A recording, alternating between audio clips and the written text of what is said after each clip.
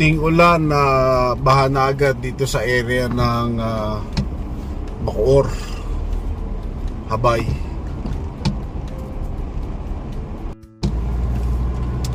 Sana hindi pa lumakas ang ulan dahil mahirap talaga pag binabaha. Pero mostly na na-observe ko, pag kayong malalakas ang ulan, pag nagsabay-sabay nagpakawala yung mga dam sa may basta sa itaas, hindi ko alam kung sa lugar may mga dam dito sa itaas natin,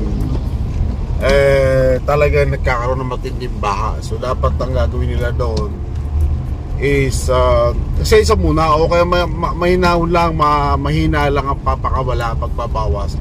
Hindi yung full blast mo yung pagpapakawala mo, talagang lulubog dito sa ibaba ng bayan ng Bacoor, Noveleta, Kawit, pati ng Imus. Buti ang Imus may catch basin sila na ginawa ka, hindi na gaanong masyadong binabaha ang Imus.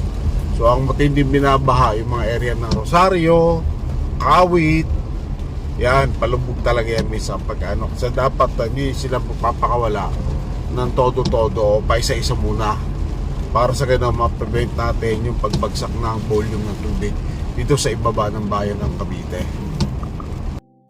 Kung hindi naman ganong kahalaga, ka-importante yung mga pupuntahan nyo, lalo ngayon may bagyo, masama panahon ng weather natin, so mas mainam manatili lang tayo sa ating pamamahay kaysa lumabas pa tayo at lumakas ang ulan, and then pag nagkabaha tapos na-stranded kayo, so malaking perwisyo din yun.